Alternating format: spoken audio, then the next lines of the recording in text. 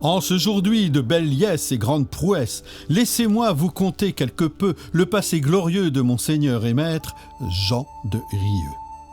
Issu d'une noble et prestigieuse famille de Bretagne, Jean de Rieux disposait à l'origine de possessions certes non négligeables, comprenant la seigneurie de Rieux et celle de Nozay, Issé et Fougeray, mais qui ne lui permettaient pas d'accéder au sommet de la hiérarchie nobiliaire du duché.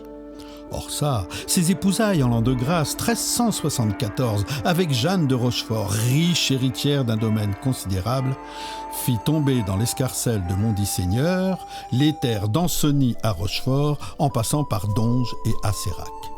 Ces seigneuries formaient un immense territoire mitoyen de plus de 120 paroisses, l'un des plus vastes de la Bretagne méridionale, auquel il convient d'ajouter les terres de Châteauneuf au nord, près de Saint-Malo.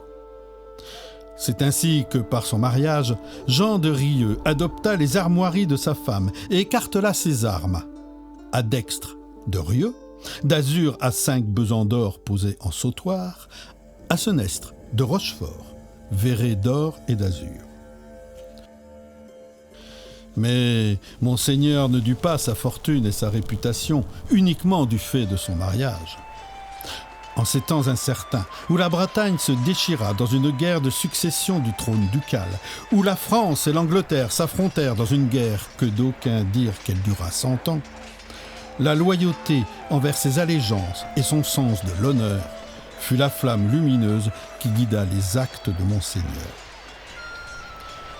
Les champs de bataille de Bretagne et d'Espagne, les intrigues de cour et ses talents de diplomate forgèrent chez Monseigneur, devenu maréchal de France, une réputation d'homme d'honneur et de grande sagesse, respecté et honoré par ses pairs du royaume de France et du duché de Bretagne. En l'an du Seigneur 1408, à plus de 60 ans passés, le temps ayant blanchi ses tempes, Jean de Rieux organise sur les terres du prieuré de Masserac un grand tournoi auquel il convie la jeune chevalerie de Bretagne, de France et d'Angleterre. Il sait, lui qui a vu moult combats, la fougue, la bravoure teintée d'orgueil et souvent même d'arrogance qui anime cette jeunesse guerrière. Mais il sait aussi à quel point celles-ci peuvent être mortelles sur les champs de bataille. Il sait également les valeurs, les qualités et les devoirs envers Dieu et envers les hommes qui incombent aux chevaliers. Aussi, ce tournoi ne doit pas être qu'une épreuve d'adresse et de force, mais encore l'occasion de les rappeler à l'humilité chrétienne qui sied bien mieux aux chevaliers que la quête d'une vaine gloire. Il a choisi le lieu avec soin. Là, dans les marais de Vilaine, le désert. Là où peu avant l'aube de la féodalité, saint Benoît de Masserac fonda son ermitage qui devint le petit monastère qu'on connaît.